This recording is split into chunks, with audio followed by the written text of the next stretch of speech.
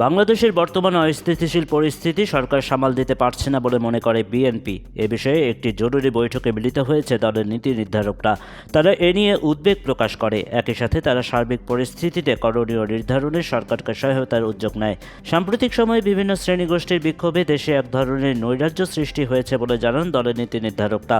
এর মধ্যে কিছু ঘটনায় পতিত আওয়ামী লীগ সরকারের দোসরদের হাত রয়েছে বলেও মনে করেন তারা।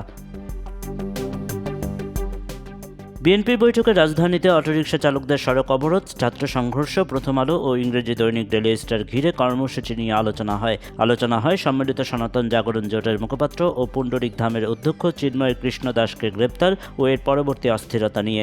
আজকে দেশের চারদিকে অবস্থা দেখে অনেকে একটু আতঙ্কিত হচ্ছে। বিএনপি নেতারা মনে করেন পতিত আওয়ামী লীগ সরকারের দোসররা পরিকল্পিতভাবে কিছু ঘটনা ঘটাচ্ছে যা সরকার তাদের সামাল দিতে পারছে না। এক্ষেত্রে রাজনৈতিক দলগুলোর সঙ্গে যোগাযোগ ও ঘনিষ্ঠতা বাড়িয়ে চললে এ ধরনের পরিস্থিতির সৃষ্টি হতো না বলেও মনে করেন তারা।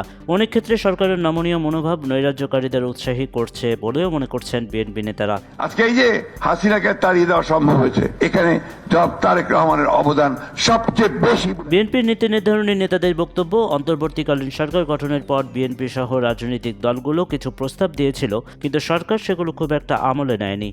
প্রশাসনের গুরুত্বপূর্ণ স্থানে পতিত আওয়ামী লীগ সরকারের দোসরদের রেখে শৃঙ্খলা ফেরানো কঠিন। যে সমস্ত বিষয়ে মানুষের আকাঙ্ক্ষা বেশি, আমরা সব বিষয়ে অ্যাড্রেস করেছি। এদিকে জাতীয় সংসদ ভবনে সংবিধান সংস্কার কমিশনের কাছে নিজেদের লিখিত প্রস্তাব জমা দিয়েছে বিএনপি। দলটি সংবিধানে নির্বাচনকালীন তত্ত্বাবধায়ক সরকার ব্যবস্থা অন্তর্ভুক্ত করা, দ্বিকক্ষ বিশিষ্ট সংসদ, প্রধানমন্ত্রী ও রাষ্ট্রপতির ক্ষমতায় ভারসাম্য আনা, উপরাষ্ট্রপতি ও উপপ্রধানমন্ত্রী পদ সৃষ্টি সহ ৬২টি সংস্কার প্রস্তাব দিয়েছে। সংবিধান সংস্কারের প্রস্তাবগুলো নিয়ে আলোচনা করে বিএনপি এই সরকারকে সব রকমের সহায়তা করতে চায়। এই সরকার যেন ব্যর্থ না হয় সেদিকে খেয়াল রাখার কথা বলেন।